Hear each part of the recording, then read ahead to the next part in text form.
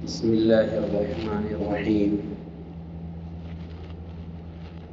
الحمد لله وكفى وسلام على عباده الذين اصطفى. وصل وسلم وبارك على نبينا المصطفى وعلى آله وعلى أصحابه نجوم الهدى وقادة التقى. اللهم وفقنا لما تحب وترضى من القول والعمل، وجنبنا الفواحش والمعاصي والخطايا والزلل.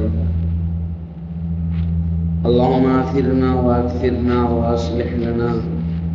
شأننا كله، لا إله إلا أنت. أما بعد، فأعوذ بالله من الشيطان الرجيم. بسم الله الرحمن الرحيم.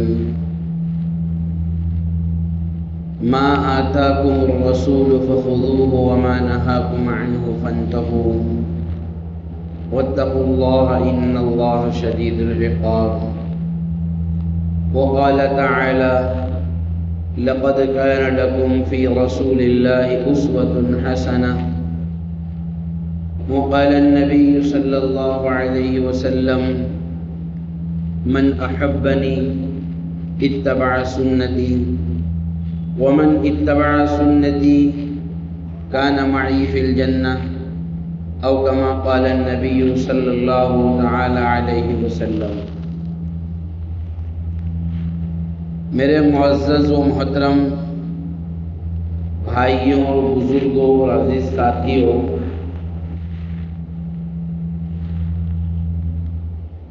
اللہ تبارک و تعالی نے حضرت جناب محمد رسول اللہ صلی اللہ علیہ وسلم کو ایسا کامل، مکمل، اکمل 100% اور پیور خالص دین کے ساتھ مبعوث فرمایا کہ اس کے بعد میں اس دین میں اپنی طرف سے کمی زیادتی کا کسی کو کوئی حق اور ادھیکار نہیں بچتا. قیامت تک آنے والی انسانیت کے لیے جو چیزیں ہدایت کی تھی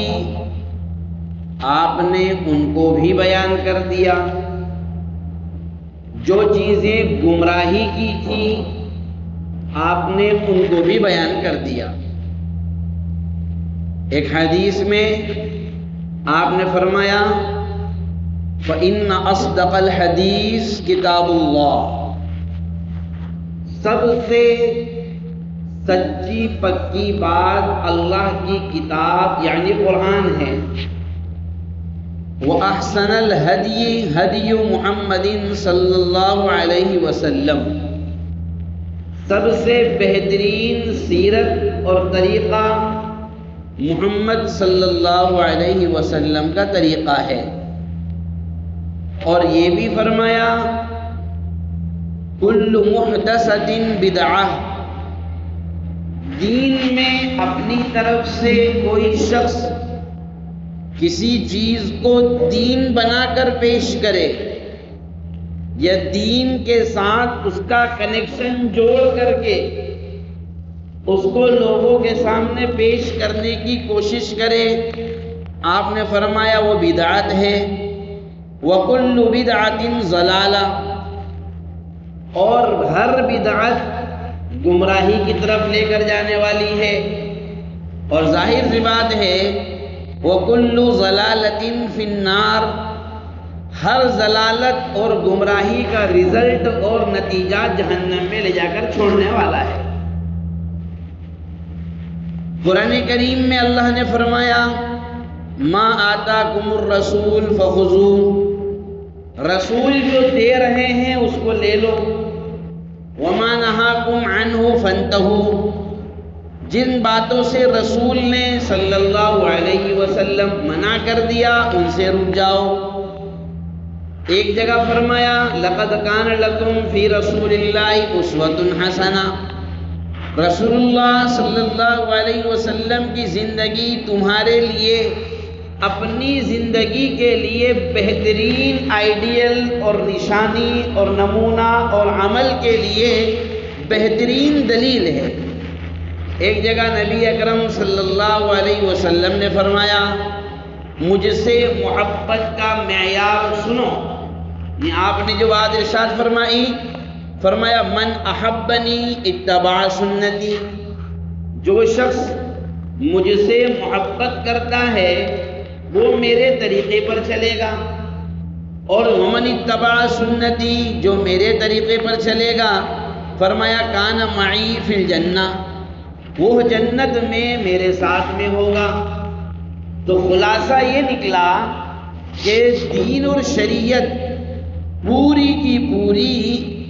وہ محدود ہے اور اس کی باؤنڈری وال کی ہوئی ہے اللہ تبارک و تعالیٰ کی کتاب قرآن مقدس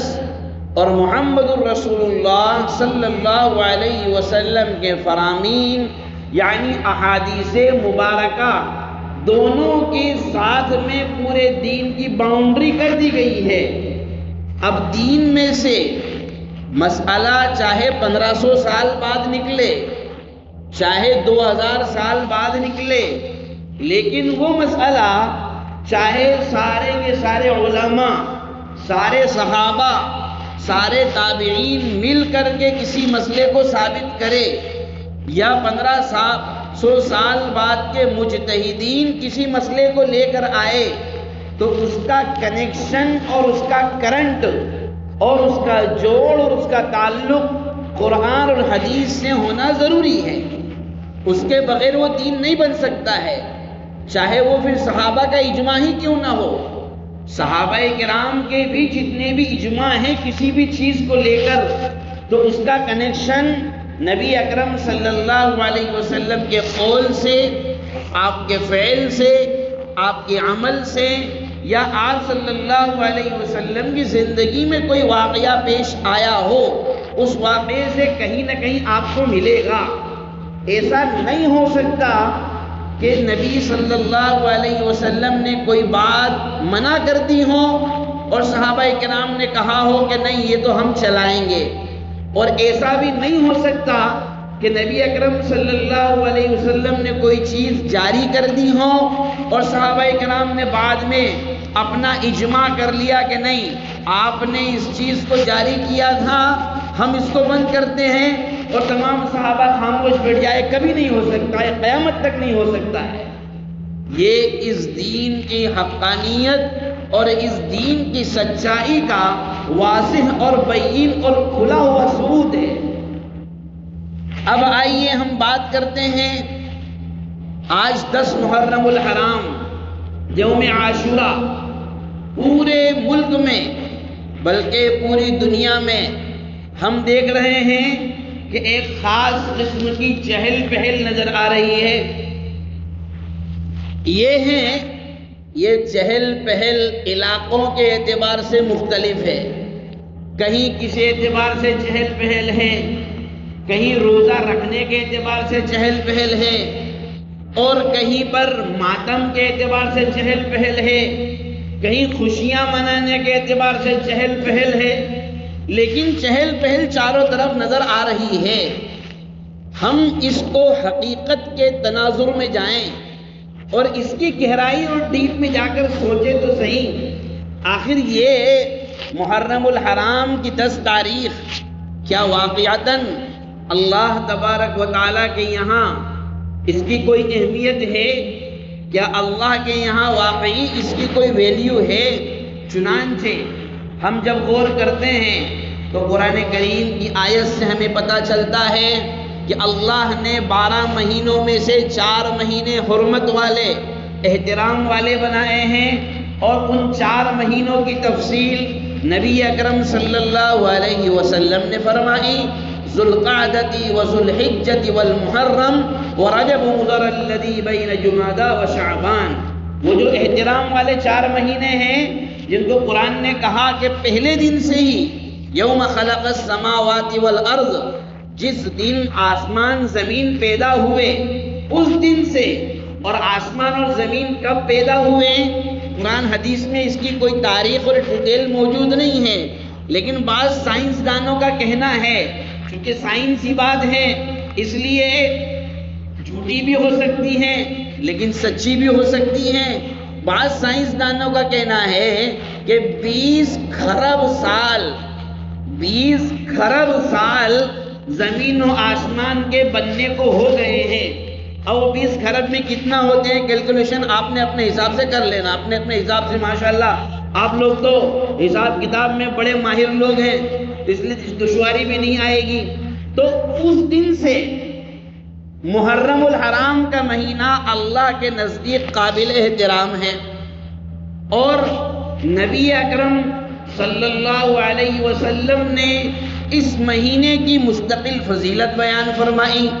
نبی اکرم صلی اللہ علیہ وسلم کے سے پہلے جتنے بھی انبیاء علیہ السلام آئے، تمام انبیاء علیہ السلام کی نظر میں یہ مہینہ بالکل احترام کے قابل تھا اور احترام کرتے تھے، اور اس میں خاص طور پر یہ آج کی تاریخ 10 محرم الحرام تمام انبیاء علیہ السلام کے نزدیک قابل احترام ہے۔ اور اللہ تبارک و تعالیٰ نے تاریخ کے کئی واقعات، انبیاء علیہ السلام کے کئی بڑے واقعات اس مہینے میں اللہ تبارک و تعالیٰ نے، اور اس میں بھی محرم کی 10 تاریخ کو اللہ نے اس کو ظاہر فرمایا۔ حالانکہ کچھ واقعات تو ایسے بھی ہیں جو نہیں ہیں، پھر بھی لوگوں نے من گھڑت اپنی طرف سے ہتھی کرمنڈ میں بس چلنے دو اس کو۔ اس لیے میں کہتا ہوں کہ جمعے کے بیان میں ہر مہینے ایک مسجد میں ایک ہی خطیب ہونا چاہیے، پورے سال وہی بیان کرے، تاکہ پچھلے ہفتے کیا بیان کیا، اگلے ہفتے کیا بیان کرنا ہے، سننے والوں کو پتہ چلے۔ لیکن ہمارا مزاج میں کیا ہو گیا ہے، ہم کو ہر جمعے نیا آدمی چاہیے۔ وہ وجہ اس کی کیا ہے کہ وہ کانوں کا شوق، معذرت کے ساتھ کانوں کی لذت وہ حاصل ہو نہیں پاتی ہیں، اس لیے وہ جو ہے وہ مزہ نہیں آ رہا ہے۔ تو یہ بات میں اس لیے کہہ رہا ہوں کہ پورے سال بھئی اب 10 محرم الحرام کو کیا ہوا، اس کے بعد کیا ہوا، ربیع الاول میں کیا ہوگا، وہ ایک سلسلہ اگر چلے گا تو انشاءاللہ بہت کچھ ہمارے علم میں جمعے کے بیان سے ہی اضافہ ہو جائے گا، اور انشاءاللہ جمعے کے بیان سے ہی ہم بہت کچھ سیکھنے والے بن جائیں گے۔ بہرحال تو 10 محرم الحرام کو نبی اکرم صلی اللہ علیہ وسلم کا معمول روزہ رکھنے کا تھا، اور بعض روایات میں ہے کہ رمضان المبارک کے روزے فرض ہونے سے پہلے یوم عاشوراء کا روزہ فرض تھا، ضروری تھا، واجب تھا۔ رمضان کا مہینہ شروع ہوا تو یہ روزہ فرض ختم کر دیا گیا، البتہ سنت ابھی بھی باقی ہے۔ نبی اکرم صلی اللہ علیہ وسلم نے مدینہ کے یہود کو بھی اس مہینے میں روزہ رکھتے ہوئے دیکھا 10 تاریخ کو۔ آپ نے ان سے پوچھا، انہوں نے بتایا کہ حضرت موسیٰ علیہ السلام کو فرعون اور اس کے چنگل سے جو نجات ملی تھی اس دن ملی تھی۔ نبی اکرم صلی اللہ علیہ وسلم نے فرمایا نحن احق بموسیٰ منکم، اگر یہی بات ہے تو موسیٰ علیہ السلام سے دوستی کے اور ان کے طریقہ کار کو اختیار کرنے کے ہم تم سے زیادہ حقدار ہیں، اس لیے کہ وہ بھی نبی ہیں، میں بھی نبی ہوں، تو آپ بھی نبی، موسیٰ علیہ السلام بھی نبی۔ پھر آپ علیہ السلام نے اور مزید یہ بات بھی کہی کہ تم ایک رکھتے ہو، ہم ایک نہیں 2 رکھیں گے، تاکہ کل کو کوئی یہ نہ سمجھنے لگے کہ تمہاری وجہ سے ہم روزہ رکھ رہے ہیں۔ ہم تم اس لیے روزہ نہیں رکھ رہے ہیں کہ تم روزہ رکھتے ہو، ورنہ تم ہوا چلا دو گے، اڑا دو گے کہ ہماری وجہ سے دین میں دیکھو یہودی روزہ رکھتے تھے تو مسلمانوں نے بھی روزہ رکھنا شروع کر دیا، اس لیے ہم جو ہے کام کریں گے۔ موسیٰ علیہ السلام کی مخالفت میں 2 روزے نہیں رکھ رہے ہیں، یہ بات سمجھنا۔ موسیٰ علیہ السلام کی مخالفت میں 2 روزوں کا حکم نہیں ہے، یہودیوں کے مخالفت میں، کیونکہ اگر ان کا جو شاطر دماغ ہے اور ان کے دماغ کے جو کیڑے چلتے ہیں وہ ایسے ہی ہیں کہ دیکھو اپن نے چالو کیا تو یہ جوانوں نے بھی شروع کر دیا، تو یہ اڑا سکتے ہیں۔ اس لیے آپ نے فرمایا کہ ہم 2 رکھیں گے، اور آپ نے فرمایا اگر میں زندہ رہا تو لَأَصُومَنَّ التَّاسِعَ، آئندہ سال میں 9 محرم الحرام کا بھی روزہ رکھوں گا۔ اس لیے ہمیں حکم ہے کہ ہم 2 روزے رکھیں، 9 کا بھی اور 10 کا بھی۔ تو عاشوراء کا دن حقیقت میں اگر دیکھا جائے تو وہ روزہ رکھنے کا دن ہے۔ اور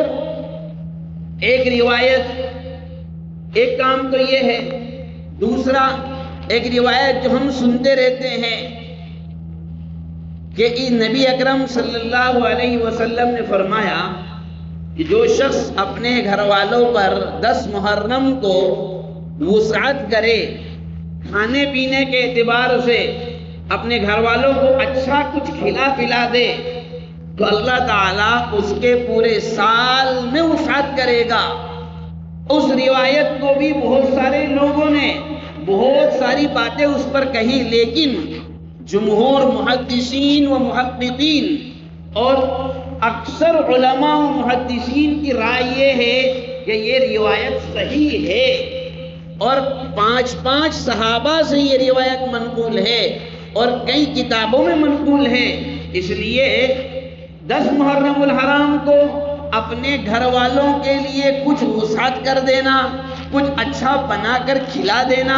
کچھ اچھا پکا کر کھلا دینا، اس میں کوئی کلام نہیں ہے اور کوئی حرج کی بات نہیں، لیکن اس کا یہ مطلب نہیں کہ اسی دن اس کی وجہ سے کھچڑا پکانے کا جواز بھی ثابت ہو جائے گا، اور پھر ہمارے لیے بھی محبت میں، پیار میں، دوستی میں، تعلقات نبھانے میں، اور وہ تھوڑا سا ایڈجسٹمنٹ کرنے میں، اور تھوڑے سے یار وہ ملن ساری ہے، اس وجہ سے ہمارے لیے ہمارے لوگوں کو بھی ان کھچڑوں میں جانے کا اور ان سبیلوں میں پینے کا اور وہ لنگروں میں بیٹھ کر کے کھچڑا اور گوشت مانڈے پھنسانے کا ادھیکار مل جائے گا، یہ مطلب ہرگز نہیں ہے۔ یہ بات میں اس لیے کہہ رہا ہوں، میرا مخاطب بریلوی لوگ بالکل نہیں ہے، میرا مخاطب آپ لوگ ہیں جو اپنے آپ کو علماء حق سے جڑا ہوا مانتے ہیں۔ ہم بڑے فخر سے اپنے آپ کو دیوبندی کہتے ہیں، اور میں کہتا ہوں اگر دیوبندیت کے ترجمانی گوگاواں کی جامع مسجد میں بیٹھ کر بھی نہیں ہوگی تو پھر اس ترجمانی کا حق ادھیکار کسی مسجد میں بیٹھ کر نہیں ہو سکتا۔ اس مسجد میں بیٹھ کر بھی اگر ہم حق بات نہیں کر سکتے تو پھر کہیں بھی نہیں کر سکتے ہیں۔ اللہ تبارک و تعالیٰ نے عقل دی ہے، شعور دیا ہے، سمجھداری ہمیں عطا فرمائی ہے۔ جو لوگ آپ کے علماء کو کافر کہیں، آپ کو کافر کہیں، آپ کے ہاتھ کے ذبیحے کے کھانے کو ناجائز و حرام سمجھیں، آپ کے امام کے پیچھے نماز ہونے کو ناجائز اور حرام سمجھے، آپ کی بیٹیوں کے نکاح ڈبل پڑھوائے، آپ کی بیٹیوں کو نکاح میں رکھے ہی اس شرط پر کہ درگاہ پر ہمارے ساتھ جانا پڑے گا نہیں تو ہم طلاق دے دیں گے، تمہارے رشتہ داریوں کے نبھانے کی بنیاد ہی یہ ہو کہ تم ہمارے ساتھ یہ کام کرو گے وہ کام کرو گے۔ ہماری قوم، ہمارے ممبران اور ہمارے حضرات، ہمارے بھائی لوگ، ہمارے دوست احباب انہی کی مشابہت اختیار کر رہے ہیں۔ اور نبی اکرم صلی اللہ علیہ وسلم کا وصال ہوا 11 ہجری میں، حضرت حسین رضی اللہ تعالیٰ عنہ کی شہادت ہوئی سن 62 ہجری میں، 61 یا 62 ہجری میں۔ حضرت حسین رضی اللہ تعالیٰ عنہ کی شہادت نبی اکرم صلی اللہ علیہ وسلم کے دنیا سے رخصت ہونے کے 50 سال بعد ہوئی۔ اور یہ بھی روایت میں ہے کہ نبی اکرم صلی اللہ علیہ وسلم کو حضرت حسین کی پیدائش پر یہ بتلا دیا گیا تھا کہ تمہارا یہ بیٹا شہید ہوگا، جنتوں کے جوانوں کے سردار ہیں اور یہ شہید ہوگا، حضور کو بتلا دیا گیا تھا۔ تو میرا سوال یہ ہے کہ نبی اکرم صلی اللہ علیہ وسلم نے امت کو کیوں نہیں بتلایا کہ میرا بیٹا شہید ہوگا؟ تو میں تمہیں یہ احکام دیتا ہوں، میرے نواسا شہید ہوگا، میں تمہیں مسائل سمجھاتا ہوں، میں تمہیں بتلاتا ہوں کہ کیا کرنا ہے، یا تو اب دو باتیں ہیں، یا تو حضور علیہ السلام نے بتلایا اور ہم بھول گئے، سارے محدثین صحابہ بھول گئے، یا یہ کہ آپ نے بتلایا ہی نہیں، نعوذ باللہ ثم نعوذ باللہ ثم نعوذ باللہ، گویا کہ آپ نے خیانت کر لی، نعوذ باللہ۔ تو کیا حضور علیہ السلام اس امت کو ادھورا چھوڑ کر چلے گئے؟ کیا دین کو ناقص چھوڑ کر چلے گئے؟ جب حضور علیہ السلام نے کچھ نہیں بتلایا اور حضرت حسین کی شہادت کے بعد 50 سال تک صحابہ کرام اس روئے زمین پر موجود رہے، کیونکہ محدثین کا اس پر اتفاق ہے کہ 110 ہجری سن 110 ہجری تک صحابہ کرام روئے زمین پر رہے۔ اس کے بعد 110 کے بعد اگر کوئی صحابی ہونے کا دعویٰ کرے تو اس کا دعویٰ باطل ہے، وہ جھوٹا ہے۔ 110 کے بعد کوئی صحابی روئے زمین پر نہیں رہے، تو حضرت حسین کی شہادت کے 50 سال بعد بھی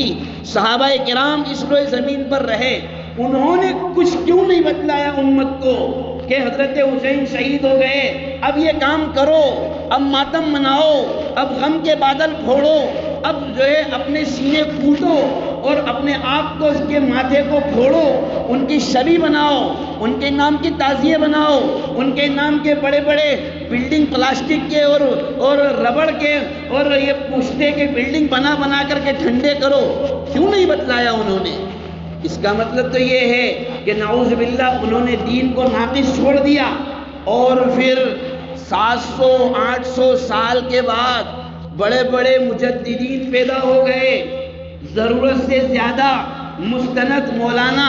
اور ضرورت سے زیادہ اعتماد اور اعتبار کے لائق لوگ دنیا میں آ گئے، اور انہوں نے پھر لوگوں کو سمجھایا کہ تم کس جنون میں جی رہے ہو،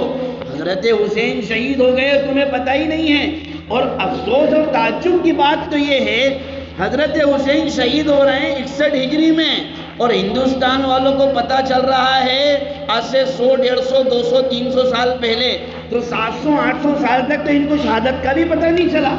تو یہ کیا یہ ہمارا دین اتنا ناقص ہے، ہمارا دین اتنا کمزور ہے؟ جبکہ اللہ تبارک و تعالیٰ نے نبی اکرم صلی اللہ علیہ وسلم کو جو جامعیت عطا فرمائی، آپ علیہ السلام نے تو قیامت کے بالکل قریب، بالکل عین موقع پر آنے والے بڑے بڑے واقعات اور بہت سارے چھوٹے واقعات بعین ہی آپ نے بیان کر دیے، اور ہمارا علماء اہل سنت والجماعت کا اور محدثین کی بہت بڑی بلکہ اکثریت کا اس بات پر اتفاق ہے کہ حضور علیہ السلام نے جو بات جیسے ارشاد فرمائی، قیامت سے پہلے اس بات اور اس واقعے نے 100%، 100% ایسے ہی ہونا ہے، اس میں ذرا برابر بھی رد و بدل اور کمی بیشی نہیں ہو سکتی ہے۔ تو پھر یوم عاشوراء کو صرف حضرت حسین رضی اللہ تعالی عنہ کا نام کا سہارا لے کر کے اپنے آپ کے مسلمان ہونے کے ثبوت دینے کے لیے یہ جو طریقہ کار ہمارے بھائیوں نے اختیار کیا ہے، دیکھو انہوں نے تو اس لیے کیا ہوا ہے کہ ان کے علماء نے ان کو کہا ایسا کرو، اس لیے کہ وہ خود اس میں شریک ہوتے ہیں، وہ خود اس میں ترغیب دیتے ہیں۔ ہمارا سوال تو ہمارے ان بھائیوں سے ہیں جو اپنے آپ کو یہ کہتے ہیں کہ ہم بریلویت کو نہیں مانتے، ہم بدعت کو نہیں مانتے، ہم تو علماء دیوبند کی بات مانتے ہیں، ہم تو علماء دیوبند کو مانتے ہیں، جو یہ دعویٰ تو یہ کرتے ہیں، لیکن شرکت کی بات آتی ہے تو پھر تعلقات آڑے آ جاتے ہیں، پھر مصلحت آڑے آ جاتی ہیں، اور پھر تھوڑا بہت سمجھنا پڑتا ہے، یہ بات آڑے آ جاتی ہے، اور تھوڑا بہت دھکانا پڑتا ہے، یہ بات آڑے آ جاتی ہیں۔ یہ کون سی عقل مندی ہے بھائی؟ دین ایسا نہیں ہے۔ اگر یہی بات ہوتی، ابو طالب کی آپ سیرت پڑھیں گے تو یقیناً آپ کی آنکھوں میں آنسو آ جائیں گے۔ ابو طالب نبی اکرم صلی اللہ علیہ وسلم کے چچا، اور کیا خدمت کی ہے آپ کی، اور کیا حمایت کی ہے اسلام کی، قیامت تک ایسا آدمی جو اسلام پر نہیں ہے اور اسلام کا حامی ہو قیامت تک نہیں پیدا ہو سکتا ہے۔ جو ابو طالب نے حمایت کی ہے، یہ مارکیٹ میں جتنے بھی لوگ چلتے ہیں نا، آپ نے دیکھا ہوگا بہت سارے لوگوں کو بابا بن کر اور سادھو بن کر اور سنت بن کر کے آ جاتے ہیں، ہماری مجلسوں میں آ کر کے بیٹھ جاتے ہیں، کوئی سورہ فاتحہ پڑھ کر سنا دیتا ہے، کوئی محمد صلی اللہ علیہ وسلم کی تعریف میں نعت پڑھ دیتا ہے، اور کوئی جو ہے ایک آدھ قرآن کی آیت پڑھ دیتا ہے، کوئی اسلام کی تعریف کر دیتا ہے، اور ہمارے بھائی لوگ بھی بہت خوش ہو رہے، کیا بات کری اس نے، غیر مسلموں کی ایسی بات کر رہا ہے۔ تو سوال یہ ہے کہ جب وہ اتنا جانتا ہے اسلام کے بارے میں تو یہ بات اپنے لوگوں کے بیچ میں کیوں نہیں بولتا؟ ارے یہ جو بات تو ہمارے لوگوں کے بیچ میں بول رہا ہے، یہی بات اپنے لوگوں کے بیچ میں کیوں نہیں بولتے ہو؟ یہ بات اپنے بھاشنوں میں کیوں نہیں بولتے ہو؟ یہ بات ہم لوگ ہماری مجلس میں آ کر برابر، جب اتنا ہی یقین ہے اسلام کی حقانیت پر تو اسلام قبول کیوں نہیں کر لیتے بھائی تم؟ جب تم اسلام کو اتنا ہی دل سے چاہتے ہو، محبت کرتے ہو، تو لا الہ الا اللہ محمد رسول اللہ پڑھ کر پوری قوم کی مخالفت کیوں نہیں مول لے لیتے ہو؟ بہرحال یہ ایک الگ مسئلہ ہے۔ تو بات یہ تھی ابو طالب ان سے زیادہ کفر پر رہتے ہوئے اسلام کی حمایت کوئی نہیں کر سکتا، لیکن یہ بات بھی طے ہے کہ ابو طالب بغیر ایمان کے دنیا سے گئے ہیں، اور نبی اکرم صلی اللہ علیہ وسلم نے ارشاد فرمایا کہ قیامت کے دن سب سے ہلکا جو عذاب ہوگا، سب سے ہلکا عذاب وہ اس شخص کو ہوگا جس کو آگ کی جوتیاں پہنائی جائے گی، یغلی منہ دماغہ، جس کی وجہ سے اس کا دماغ کھول رہا ہوگا۔ وہاں محدثین نے کلام کیا اور بعض روایات سے بھی ثابت ہے کہ وہاں مراد ابو طالب ہے، کہ جہنم کا سب سے ہلکا عذاب ابو طالب کو ہوگا۔ مجھے بتاؤ، اگر ایڈجسٹمنٹ کی بات ہے، اتنی خدمت کرنے کے باوجود بھی نبی اکرم صلی اللہ علیہ وسلم نے تھوڑا بہت تو ایڈجسٹمنٹ کر لینا تھا کہ ابو طالب ہے، اپنا آدمی ہے، تھوڑا بہت ڈھکا لیں ان کو، تھوڑا بہت ان کو نبھا لیں۔ ایک آدھ، اتنے سارے تو مسلمان ہو ہی گئے ہیں، ایک آدھ نہیں بھی ہوا ہے تو جانے دیں ان کو بھی۔ یہ ایڈجسٹمنٹ حضور نے کیوں نہیں فرمایا، اور پھر صحابہ نے کیوں نہیں فرمایا، اور پھر قرآن نے یہ کیوں کہا کہ جو لوگ اللہ اور اس کے رسول پر ایمان رکھتے ہیں وہ ایسے لوگوں سے دوستی نہیں کر سکتے جو اللہ اور اس کے رسول کے دشمن ہیں۔ وَلَوْ كَانُوا آبَاءَهُمْ أَوْ أَبْنَاءَهُمْ أَوْ إِخْوَانَهُمْ أَوْ عَشِيرَتَهُمْ، چاہے وہ مخالفین ان کے باپ ہی کیوں نہ ہو، ان کے بیٹے ہی کیوں نہ ہو، ان کے بھائی ہی کیوں نہ ہو، ان کے خاندان والے اور ان کے محلے والے، ان کے ساتھ اٹھنے بیٹھنے والے، اور میں اپنی زبان میں ترجمہ کروں گا چاہے ان کے لنگوٹیے ہی کیوں نہ ہو، لیکن فرمایا کہ وہ نہیں کر سکتے ہیں سمجھوتا۔ کیوں؟ حق ایک الگ چیز ہے، باطل ایک الگ چیز ہے،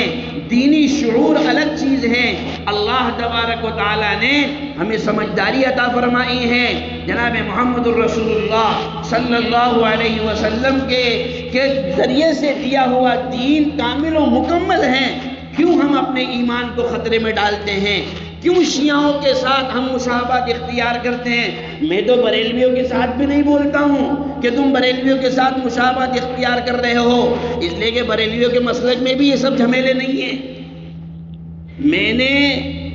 فتاوی رضویہ جو احمد رضا خان صاحب بریلوی کی کتاب ہے، کئی جلدوں میں ہیں، اس کی بہت ساری جلدوں کا میں نے مطالعہ کیا اور پڑھا، میں نے ان کو بالاستیاب پڑھا۔ اس میں بھی کئی اکثر مسائل وہ ہیں جو فقہ حنفی کے مطابق لکھے ہوئے ہیں، اور بہت سارے مسائل وہ ہیں جس کو انہوں نے بھی ناجائز کہا، حرام کہا، اور وہ شیعوں کی علامات میں سے ہے، لیکن مسلمانوں نے اس کو اختیار کر لیا اور نسبت ان کی طرف کر دی۔ یہ تعزیہ داری کا ہی مسئلہ ہے۔ تعزیہ داری کے مسئلے میں بھی بریلوی مسلک، جس کو بریلوی لوگ اپنا مسلک کہتے ہیں، ان کے مسلک سے بھی وہ اس کو ثابت نہیں کر سکتے ہیں۔